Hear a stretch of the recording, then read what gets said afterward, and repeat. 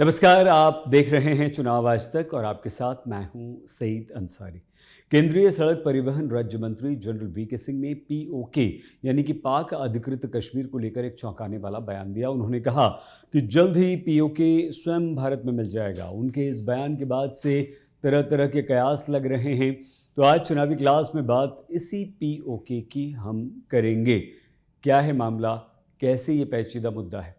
PoK Bharat के जम्मू और कश्मीर का वो हिस्सा है जिस पर पाकिस्तान ने कबीलाई विद्रोहियों के साथ अपने सैनिक शामिल कर धोखे से 1947 में कब्जा कर लिया था। पाकिस्तान ने इसे गिलगित बाल्टिस्तान और आज़ाद कश्मीर दो हिस्सों में बांट रखा है। दरअसल 1947 में पाकिस्तान के पख्तून कबाइलियों ने जम्मू कश्मीर पर हमला बोल दिया था, जिससे निपटने के लिए उस समय जम्मू कश्मीर के महाराजा हरि सिंह ने भारतीय सरकार से सैन्य सहायता मांगी। भारत सरकार और हरि सिंह के बीच विलय की संधि पर हस्ताक्षर के बाद भारतीय सेना वहां पहुंची।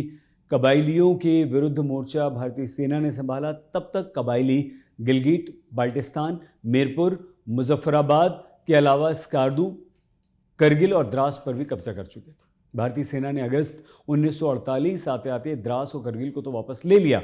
जिस हिस्से को पीओके कहा जाता है वो पूर्व कश्मीर रियासत का ही वो हिस्सा है जो 22 अक्टूबर 1947 से पाकिस्तान के कब्जे में है। पाकिस्तान ने कश्मीर के करीब 78,000 वर्ग किलोमीटर क्षेत्र को कब्जे में ले रखा है, जिसमें करीब 64,000 किलोमीटर गिलगिट बाल्टिस्तान है और 14,000 वर्ग किलोमीटर मीरपुर मुजफ्फराबाद वाला क्षेत्र है। इस इलाके में करीब 50 लाख लोग रहते हैं। 14 ज़िलों में बटा हुआ है गिलगिट और बाल्टिस्तान। सामरिक दृष्टि से बेहद महत्वपूर्ण है। मीरपुर मुजफ्फराबाद की सीमा केवल पाकिस्तान से मिलती है, लेकिन गिलगिट बाल्टिस्तान के रास्ते अफगानिस्तान, पाकिस्तान, चीन और भारत चारों दिशाओं में दौड़ते हैं। इसकी सीमाएं पश्चिम में खैबर पख्तूनवा से, उत्तर में अफगानिस्तान के वखान कॉरिडोर से, उत्तर पूर्व में चीन के शिजियांग प्रांत से, दक्षिण में पाकिस्तान प्रशासित और गुलाम कश्मीर और दक्षिण पूर्व में भारत के जम्मू कश्मीर से मिलती है। चीन के साथ जुड़ा होने के कारण यह भारत के लिए काफ़ी महत्वपूर्ण है।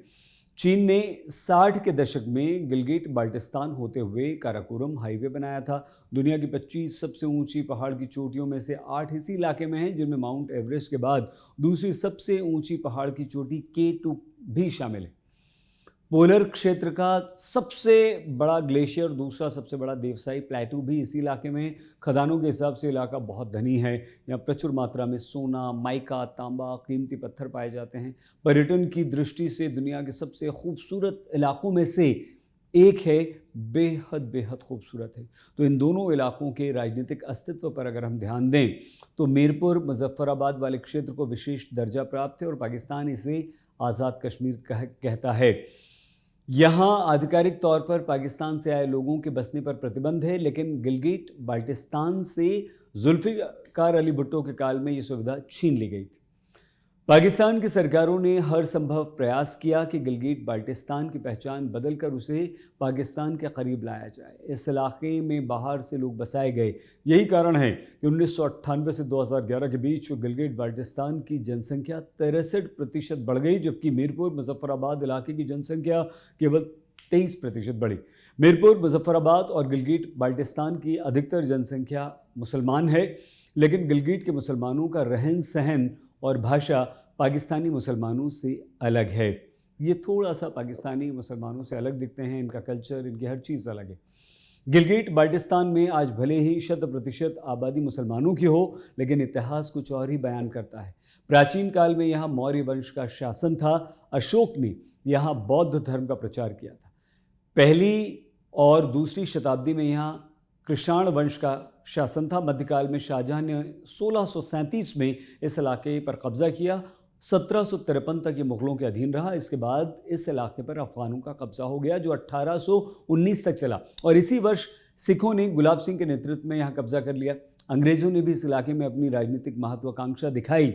जब रूस के इस इलाके की तरफ प्रसार की सूचना मिली तो अंग्रेज़ों ने पहले यहाँ 1877 में गिलगिट एजेंसी बनाई।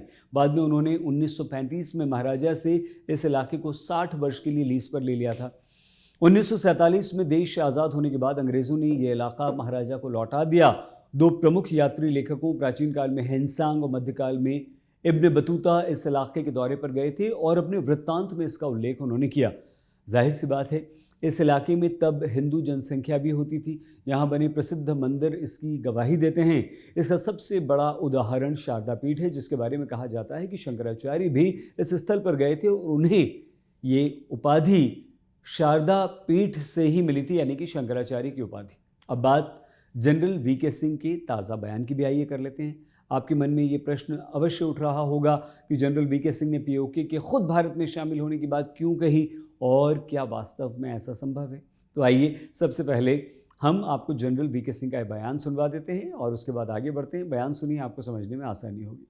पीओके के लोगों ने कल मांग किया कि मोदी जी से कि हमको भारत में शामिल किया जाए। बीजेपी का क्या स्टैंड रहेगा? देखिए, पीओके अपने आप भारत के अंदर आएगा, थोड़ा सा इंतजार करिए। जनरल वीके सिंह का यह बयान दरअसल पीओके की मौजूदा स्थिति को देखकर दिया गया। वीके सिंह ने अपने आप वाली बात इसलिए कही क्योंकि शायद भारत को इसके लिए कोई कार्रवाई या एक्शन लेने की ज़रूरत ही ना पड़े।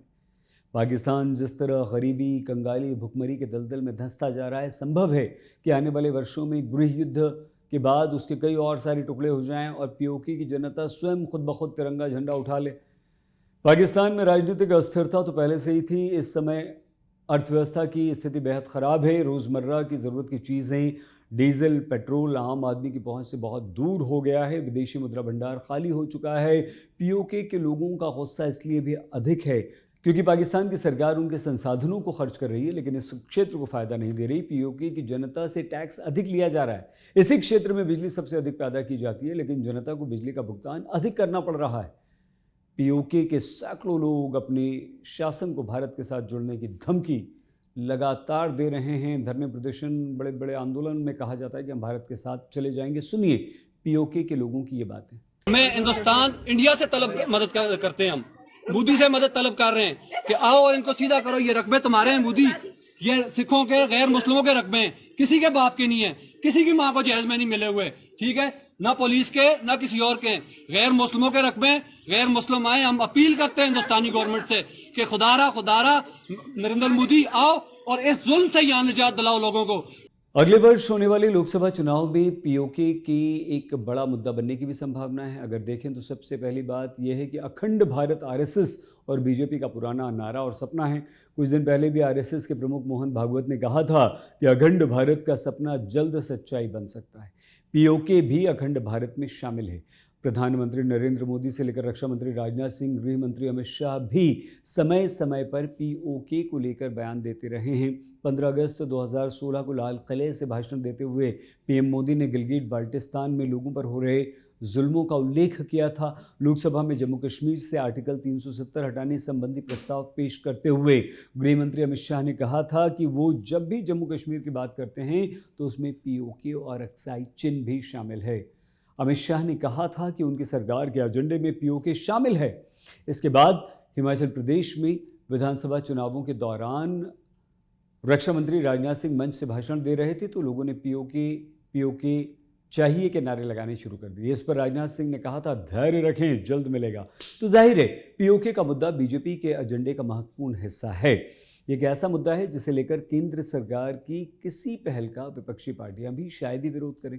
हालांकि ये मुद्दा राजनीति से अधिक कूटनीति से जुड़ा है, इसलिए कोई भी निर्णय पूरे विचार विमर्श के बाद ही संभव है। लोकसभा चुनाव में अब करीब 9 महीने बचे हैं। इतनी जल्दबाजी में किसी बड़े निर्णय की उम्मीद कम है। इतना अवश्य है कि इस मुद्दे से लोगों की भावनाएं जुड़ी होने के चलते यदि सरकार कोई सांकेतिक पहल करती भी है तो चुनावों में बीजेपी को इसका ज़बरदस्त फ़ायदा मिल सकता है और ये फ़ायदा बीजेपी उठा भी सकती है।